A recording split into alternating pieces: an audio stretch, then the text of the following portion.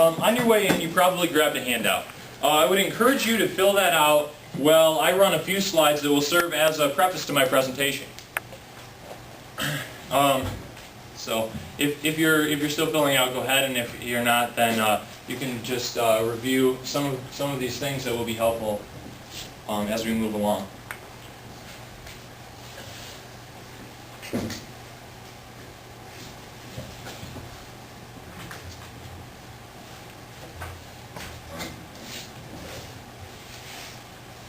All right.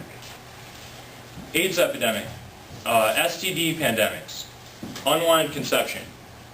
All scenarios resulting in these personal and public issues are consequences of specific types of ignorance. Fortunately, we have the power to learn why these decisions are made, and we can learn to change those decisions, and we can change the future.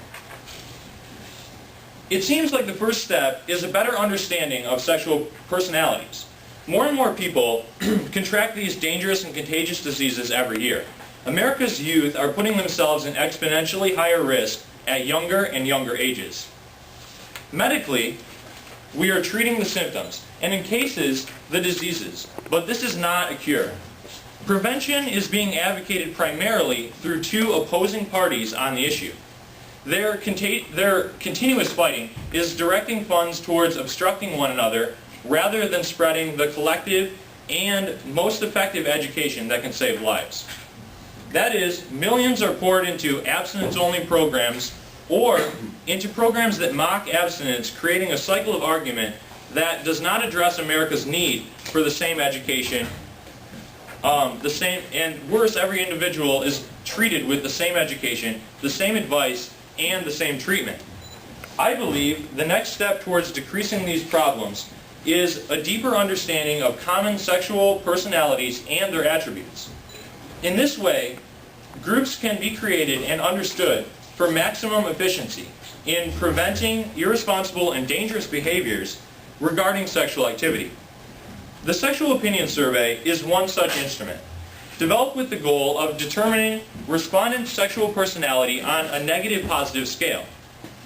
Should this test gain enough subjects and become more accurate to stimuli tests, it will be available for clinical use. My survey sought to make some of these improvements. The Sexual Opinion Survey produces a single number rating of erotophilia or SOS score between most erotophobic and most erotophilic.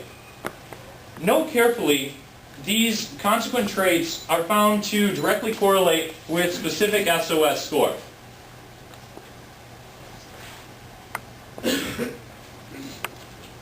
I will now present the original Sexual Opinion Survey, followed by my modifications and methodology. We will then examine the makeup of respondents, the frequency of each response to the 10 items, and finally, the distribution of scores. Following these results, I will conclude my shared vision for the project's value and application to future research and practical treatment. The original Sexual Opinion Survey was created in 1974 through researchers Byrne and Fisher by testing 53 items on undergraduate students to find significant correlated affective responses to sexual stimuli. 21 were found to correlate with considerable significance, and a system was established whereby subjects would answer the questions on a 7-point continuum scale, as you did today, between strong agreement and strong disagreement. A number then could be calculated signifying a level of erotophilia from 0, most erotophobic, to 126, most erotophilic. Over time, certain terms such as go-go dancer and pornography have become anachronistic, and the SOS has been altered, replacing those terms with recent socially common terms that have not yet been obsoleted, such as stripper and erotica.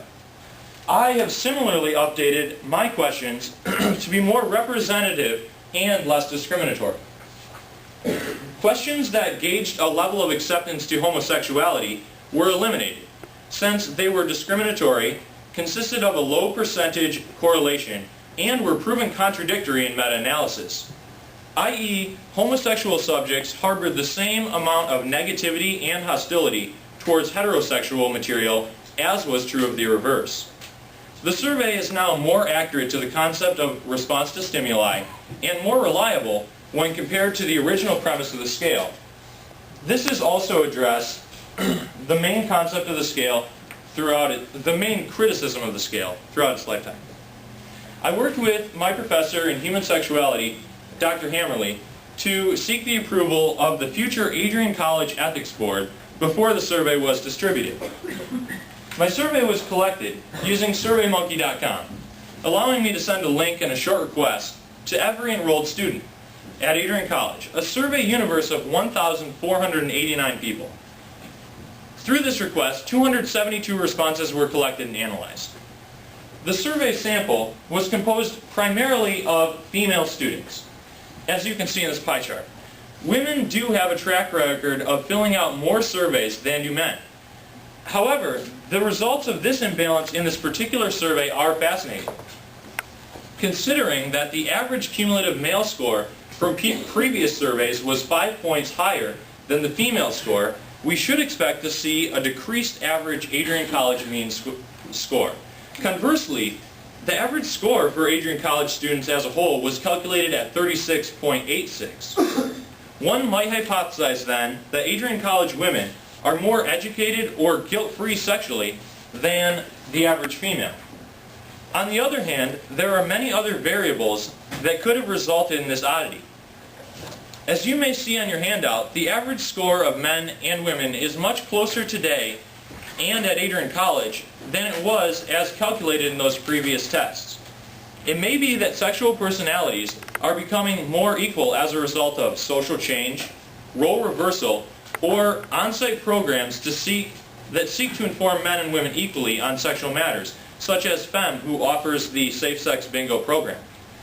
This would also help to explain the general rise in erotomophilia scores by both sexes in the survey. Although every individual in the survey universe was solicited, the sample does not necessarily represent a true cross-section of the group. It is likely that persons who are more interested in sexual knowledge and sex are more likely to respond to a survey with the title Adrian College Sexual Opinion Survey.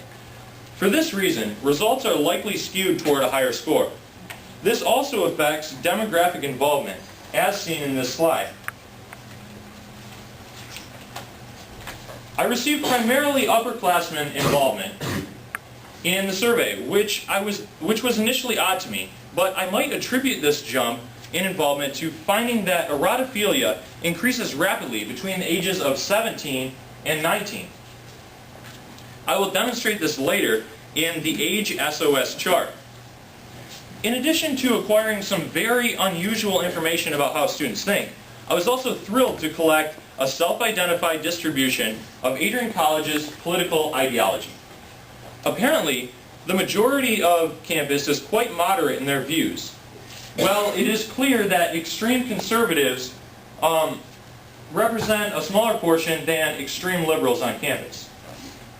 And a quick view of crosstabs was able to show me that political ideology personality pattern is not strongly related or correlated with the values of erotomophilia unless the students express a very strong liberal view. Those who associate with very liberal politically have far larger scores in erotomophilia than any other group. Age most often corresponds to a particular class, which has likely caused the similarities between graphs, the previous graph and this graph.